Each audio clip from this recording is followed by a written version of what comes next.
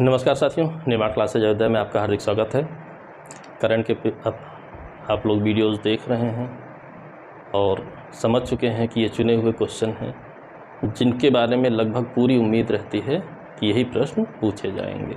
ठीक है, आप लोगों का रिस्पांस देख के बहुत अच्छा लगा और जिन लोगों ने भी चैनल सब्सक्राइब ना किया हो प्लीज़ वो चैनल सब्सक्राइब कर लें, बेल आइकन दबा दें ताकि जब भी वीडियोज़ अपलोड हों करंट अफेयर्स और सामान्य ज्ञान से संबंधित आपको तुरंत उसकी जानकारी मिल जाए।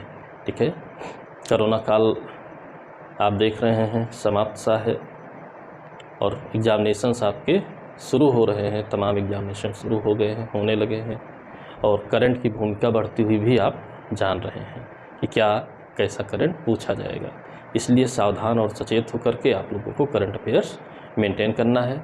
देखते हैं आज के कौन कौन से हमारे टॉपिक्स हैं, टॉपिक कहिए या कौन कौन से बिंदु हैं जहां पर करंट अफेयर्स में प्रश्न पूछा जा सकता है। पहला है पर्सनालिटी है ओलाफ सोल्ज। ठीक है, इम्पॉर्टेंट पर्सनालिटी हैं। क्यों है इम्पॉर्टेंट?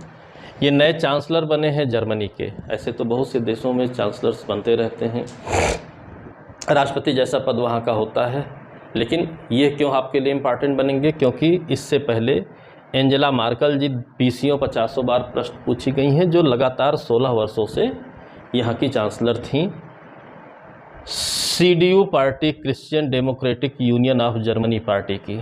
ठीक है, और पिछले कार्यकाल में एंजेला मार्केल जी चांसलर थीं तो ये वाइस चांसलर थे ओलाफ सोल्ज जी, जो कि SPD पार्टी से हैं, सोशल डेमोक्रेटिक पार्टी से हैं। ठीक है, लेकिन इस बार इलेक्शन में कुछ और बढ़ा, एंजेला मार्केल जी के मत प्रतिशत में गिरावट हुई, सीटें कम आई, तो ओलाफ सोल्ज जी जिनकी सबसे बड़ी पार्टी बन करके उभरी SPD सोशल डेमोक्रेटिक पार्टी, उसने गठबंधन किया FDP फ्री डेमोक्रेटिक पार्टी और ग्रीन्स पार्टी से। इनको मिला करके इन्होंने चांसलर का पद लिया और वाइस चांसलर FDP पार्टी के हैं, वित्त मंत्री ग्रीन्स पार्टी के हैं। तो फिलहाल वाइस चांसलर और वित्त मंत्री को नहीं पूछ सकता, इसलिए उसको मैंने नहीं लिया। जानना क्या है? ओलाफ सोल्ज जानना है। ठीक, बहुत तरीके से प्रश्न बन सकता है। ठीक है, जर्मनी इंपॉर्टेंट देश भी है, एंजेला मार्केल जी को इन्होंने रिप्लेस किया है, ये भी इम्पॉर्टेंट है। बहुत तरीके से हो सकता है, इसलिए इसको ध्यान रखे रहिएगा। अगला टॉपिक है हमारा प्रधानमंत्री आवास योजना ग्रामीण, यानी PMAY-G ग्रामीण। ठीक, मार्च 2024 तक एक्सटेंड कर दिया गया है। अभी जो टारगेट रखा गया था 2.95 करोड़ आवास का, वो भी पूरा नहीं हुआ है। 155.75 लाख मकान अभी आपके बचे हुए हैं, लगभग आधा हो गया है, आधा बचा है, इसलिए एक्सटेंड करके इसे 2024 तक कर दिया गया है। और वहीं इस योजना से एक पुराना क्वेश्चन भी पूछ सकता है, ये कब प्रारंभ हुई थी? 20 नवंबर 2016 से प्रारंभ हुई थी। इस बात को भी आपसे पूछ सकता है, यानी कि प्रश्न को समझिए कि क्या क्या उसमें प्रश्न आपके बन सकते हैं, तभी आपके लिए आसान बनेगा, अन्यथा गड़बड़ हो जाएगी। ठीक, एक स्पेशल क्वेश्चन है आपका रामनाथ गोयनका पुरस्कार। ठीक, किसे मिला? नहीं जानना है। ये 2-3 बार आपका प्रश्न आया हुआ है, किस क्षेत्र में दिया जाता है? तो पत्रकारिता के क्षेत्र का ये प्रतिष्ठित पुरस्कार है। बहुत से पत्रकारों को दिया जाता है, इसलिए नहीं पूछता है कि किसे मिला, उस क्षेत्र में दिया जाता है। बस ये पूछता है कि रामनाथ गोयनका पुरस्कार किस क्षेत्र में दिया जाता है, तो आप बताइए। पत्रकारिता के क्षेत्र में दिया जाता है। अगला क्या है हमारा केन बेतवा लिंक परियोजना। ये दो हमारी नदियां हैं मध्य भारत की, केन नदी और बेतवा नदी मध्य प्रदेश में बहती हैं, उत्तर प्रदेश तक आती हैं। ठीक है, आप जानते हैं जो हिमालयी नदियां हैं वो तो 12मासी हैं, ग्लेशियर पिघल पिघल करके जल आता रहता है। लेकिन मध्य और दक्षिण भारत की जो नदियां हैं मौसमी नदियां होती हैं, वर्षा पर आधारित होती हैं, इसलिए हर नदी में हमेशा जल नहीं रहता है। ठीक, किन्हीं नदियों में ज़्यादा है, किन्हीं नदियों में कम है। तो नदी जोड़ो परियोजना एक बहुत महत्वाकांक्षी परियोजना है, बहुत दिनों से चर्चा में है। जब भी इस पर कोई भी डेवलपमेंट होता है तो प्रश्न जरूर आता है, इसलिए इस बात को ध्यान रखिए कि अभी हाल फिलहाल में इस परियोजना को केंद्रीय मंत्रिमंडल की मंजूरी दी गई है। ठीक है, और इसमें होगा क्या? केन नदी में ज़्यादा पानी है, बेतवा में कम है। बुंदेलखंड क्षेत्र जाती है बेतवा, तो बेतवा बहुत बड़ा सोर्स है बुंदेलखंड क्षेत्र में जल का, लेकिन स्वयं जल की कमी से जूझने लगती है तो वहाँ पर आप जानते हैं जल की बहुत कमी है। ठीक है, तो क्या होता है कि केन नदी का जल बेतवा नदी में शिफ्ट कर दिया जाएगा, ट्रांसफ़र कर दिया जाएगा कुछ हिस्सा, तो बेतवा नदी में भी पर्याप्त जल की व्यवस्था हो जाएगी तो जनजीवन के लिए बहुत आसान हो जाएगा। इसके लिए दाऊधन डैम, लोअर उर डैम, कोटा बैराज, बीना कॉम्प्लेक्स, ऐसे तमाम स्ट्रक्चर्स का निर्माण किया जाएगा। तो इनसे भी जोड़कर पूछ सकता है कि क्या केन बेतवा नदी परियोजना में, नदी जोड़ो परियोजना में कौन कौन से निर्माण होने वाले हैं, डैम का नाम भी पूछ सकता है, उसे भी आपको ध्यान में रखना है। ठीक है, अगला है एक स्पेशल पुरस्कार है ICTP रामानुज पुरस्कार। रामानुजम जी को जानते हैं, विश्व के बहुत प्रसिद्ध गणितज्ञ थे और इन्हीं की याद में ये पुरस्कार 45 वर्ष से कम आयु के जो गणितज्ञ होते हैं उनको दिया जाता है। इस बार दिया गया है नीना गुप्ता जी को। हाल फिलहाल में ये बहुत चर्चित रही हैं, इसलिए मोस्ट इम्पॉर्टेंट क्वेश्चन बनता है। ठीक, ये ISI कोलकाता यानी कि इंडियन स्टैटिस्टिकल इंस्टीट्यूट जो आपका है, सांख्यिकी संगठन है कोलकाता, वहाँ की हैं। ये चौथी भारतीय हैं जिन्हें यह पुरस्कार मिला है। 45 वर्ष से कम आयु की मैथमेटिशियन हैं नीना गुप्ता जी। ठीक है, इनको शांति स्वरूप भटनागर पुरस्कार भी मिला था 2019 में, तभी से बहुत चर्चित हैं। कंप्यूटर से तेज़ दिमाग चलता है मैथ के मामले में, इसलिए नीना गुप्ता पर्सनालिटी के रूप में भी इम्पॉर्टेंट हैं, ये पुरस्कार भी इम्पॉर्टेंट हो गया। और ये देता कौन है?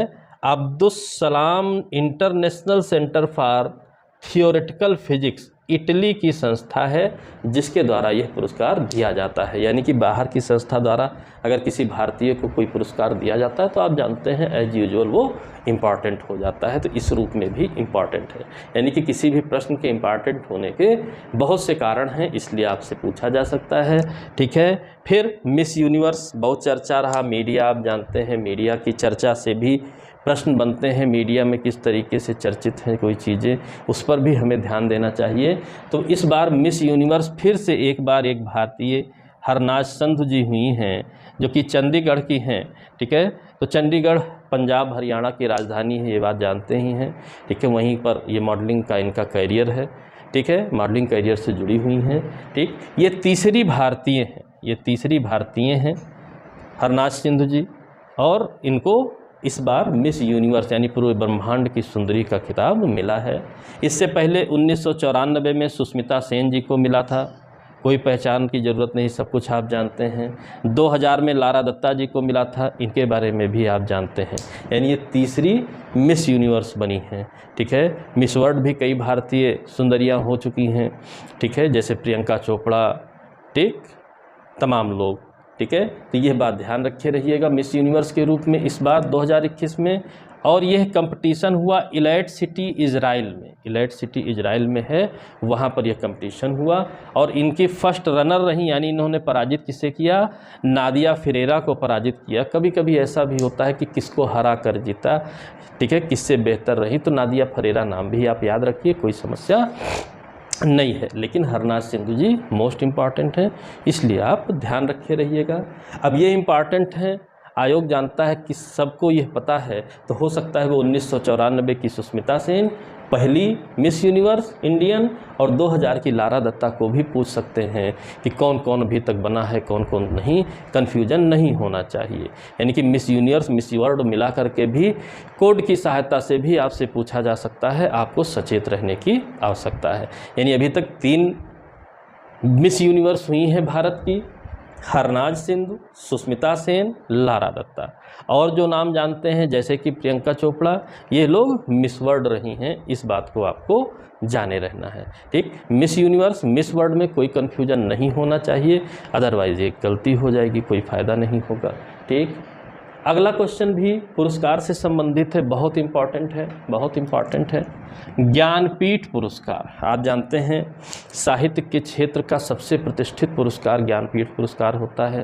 ठीक, यह हमारे संविधान की 8वीं अनुसूची में जो 22 भाषाएं हैं उनके लिए दिया जाता है। संविधान की 8वीं अनुसूची में भाषाएं हैं, आपको पता है, उनके लिए दिया जाता है। वर्तमान में 22 भाषाएं हैं। ठीक, अभी पिछली बार से रूल बदला है, इस लिस्ट में जो शामिल नहीं है, जैसे अंग्रेजी शामिल नहीं है, उसमें भी दिया गया, लेकिन सामान्य रूप से ज्ञानपीठ पुरस्कार, साहित्य अकादमी पुरस्कार 8वीं अनुसूची के भाषाओं में ही दिए जाते हैं। उसी पे के क्षेत्र में जिन्होंने लेखन कार्य किया है उन्हीं रचयिताओं को, लेखकों को दिया जाता है। ठीक, लिस्ट लंबी है इसलिए आपको हिंदी, ठीक है, हिंदी भाषी क्षेत्र में आप कंपटीशन देने जा रहे हैं तो हिंदी वालों को ज़रूर जानना है, तो हिंदी भाषा में, ठीक है। अब ये जो ज्ञानपीठ पुरस्कार है ये पिछले वर्ष भी नहीं दिया गया था 2020 और 2021 में, इसलिए ये और इम्पॉर्टेंट बन गया कि कन्फ्यूजन यहाँ क्रिएट होगा। 56वां 57वां, 56वां 2020, 57वां 2021। अब वो 2020 वाला पूछ रहा है कि 21 वाला, ये भी एक बात बन जाती है, एक क्वेश्चन बन जाता है, इसलिए और इम्पॉर्टेंट हो गया। यानी कि आपका आयोग भी, कमीशन भी तलाशता है कि हम किस तरीके का प्रश्न पूछें, मोस्ट इम्पॉर्टेंट भी रहे, और आपने अगर पढ़ने में गलती की है, समझने में गलती की है, कैरी करने में गलती की है तो तुरंत आपसे गलत भी हो जाए। ठीक, इसलिए ध्यान रखे रहिएगा, मोस्ट इम्पॉर्टेंट है। 56वां 2020 नीलमणि फुकन जी को असमिया भाषा के लिए दिया गया है। यानी कि पूर्वोत्तर भारत में आप चले जाइए, पूर्वोत्तर भारत में असम में चले जाइए, ठीक है। वहीं 57वां 2021 दामोदर मावजो को कोंकणी भाषा के लिए दिया गया है। तो कोंकणी भाषा भी आप जानते हैं, ठीक है, 22 भाषाओं में शामिल है। ठीक, तो आप ये याद रखिए, पहले असम आता है फिर कोंकण आता है, यानी ए से असम, के से कोंकण। तो यह बात थोड़ा बहुत दिमाग में कैलकुलेशन किए रहिए ताकि कन्फ्यूजन ना होने पाए। ऐसे ही बनाकर कुछ पढ़ लेने से याद भी रह जाता है। तो असमिया भाषा के नीलमणि फुकन जी को दिया गया और कोंकणी भाषा के दामोदर मावजो जी को दिया गया, इस बात को ध्यान रखे रहिएगा, ठीक है। और एक स्पेशल क्वेश्चन इसमें आता है, ज्ञानपीठ पुरस्कार के सिंबल के रूप में क्या दिया जाता है। ये बड़ा फेवरेट क्वेश्चन है कमीशन का आपके, और इधर बीच 2-3 बार पूछा हुआ है। बाघ देवी का स्टैच्यू दिया जाता है, बाघ देवी की प्रतिमा की प्रतिकृति दी जाती है, और ये बार बार पूछ रहा है। और मज़ेदार बात यह है, ज्ञान की देवी सरस्वती का ही दूसरा रूप है। एक ऑप्शन भी सरस्वती देवी लिख देता है और लोगों से गलती हो जाती है, तो ये गलती नहीं होना चाहिए। बाघ देवी भी सरस्वती जी का ही एक रूप है, लेकिन आपको सरस्वती जी नहीं चुनना है, बाघ देवी चुनना है। आप जानते हैं राजा भोज अति विद्वान राजाओं में से भारत के रहे हैं, ठीक है। उन्होंने विश्वविद्यालय की स्थापना की और वहाँ पर, ठीक है, भोज विश्वविद्यालय की स्थापना की और वहाँ पर बाघ देवी की प्रतिमा स्थापित कराई थी। तो उसी बाघ देवी की प्रतिमा की प्रतिकृति यहाँ पर दी जाती है, आपको ध्यान रखना चाहिए, ठीक है। अगला पुरस्कार है order of the Druk Gyalpo, ठीक है। अब ये नाम कुछ अजीब सा है, ठीक, इसलिए भी पूछेगा। Order of the Druk Gyalpo ये सर्वोच्च नागरिक सम्मान है भूटान देश का, यानी आपका पड़ोसी जो भूटान है उसका ये सर्वोच्च नागरिक सम्मान है। अब यहाँ हमारे लिए क्यों इम्पॉर्टेंट है, क्योंकि ये हमारे पीएम श्री नरेंद्र मोदी जी को दिया गया है। Order of the Druk Gyalpo यह श्री नरेंद्र मोदी जी को दिया गया है, इसलिए मोस्ट इम्पॉर्टेंट बन जाता है। किसी भी देश का सर्वोच्च नागरिक सम्मान पाना यह हल्की फुल्की बात तो है नहीं, तो आपका मोस्ट इम्पॉर्टेंट प्रश्न बनता है। ठीक, हो सकता है ये नाम पूछ ले, ठीक है, हो सकता है ये नाम पूछ ले, हो सकता है ये लिख करके पूछे किसे दिया गया है, हो सकता है ये पूछ ले कि भूटान का सर्वोच्च नागरिक पुरस्कार कौन सा है। अब अचानक आगे आप सोचेंगे इंडिया का सर्वोच्च नागरिक पुरस्कार हम जाने भारत रत्न है या भूटान का जाने, गड़बड़ हो सकती है, इसलिए ध्यान रखे रहिएगा।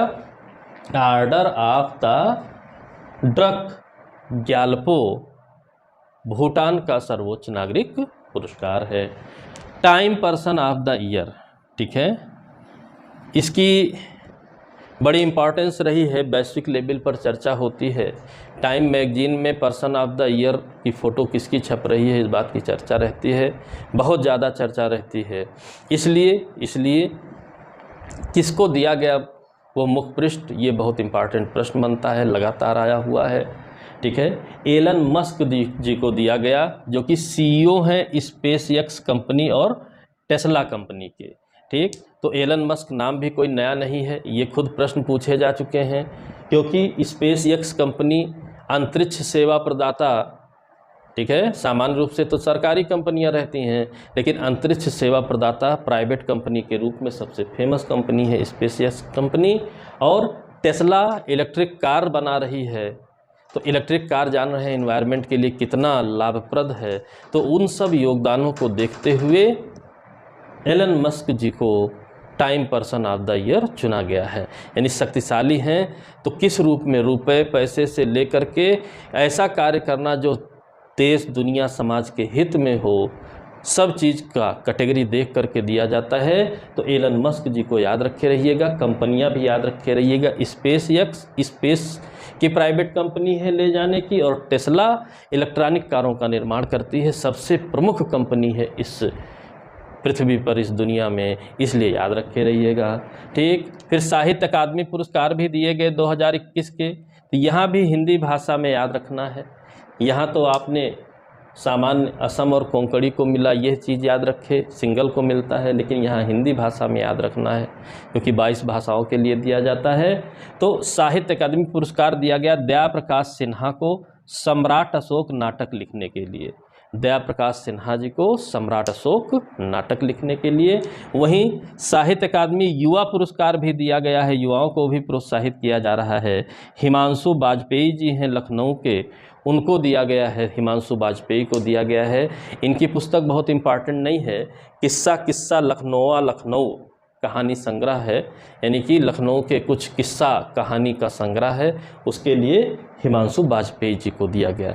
अब आपको मैंने इम्पॉर्टेंस भी बताई कि क्यों इम्पॉर्टेंट हैं, आप इसी से अंदाज़ा लगाइए।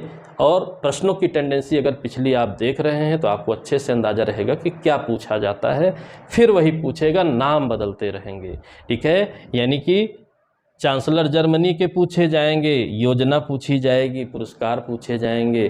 ठीक है, ज्ञानपीठ, साहित्य अकादमी, time person, Ramanuj, Ken Betwa link, miss universe, सारे इंपॉर्टेंट क्वेश्चन हैं, ध्यान रखे रहिएगा ताकि गलती ना होने पाए। ठीक है, गलतियां बचाइए, गलतियां बचाने का सही तरीका है कम पढ़िए, सॉलिड पढ़िए, और वो पढ़िए जो आने वाला है, तो आपसे गलती न्यूनतम होगी। आप सब कुछ बटोर ले रहे हैं तो फिर बटोरते रह जाएंगे। ठीक है, कलेक्ट कर लीजिए, कोई फ़र्क नहीं पड़ना है। सही करने से फ़र्क पड़ता है, इकट्ठा करने से फ़र्क नहीं पड़ता है, ये डिफरेंस आपको जानना पड़ेगा। ठीक है, आशा करता हूँ वीडियो पसंद आई होगी। पसंद आई हो तो एक लाइक, शेयर, सब्सक्राइब कीजिए चैनल को यदि आपने ना किया हो, बेल आइकन दबाइए ताकि सारे वीडियोज़ की अप टू डेट आपको मिलती रहे। ठीक है, आप भी अप टू डेट रहें हर एक तरीके से, ताकि एग्जामिनेशन में सफल हो सकें। इन्हीं शुभकामनाओं के साथ अगले वीडियो तक के लिए जय हिंद, जय भारत, धन्यवाद।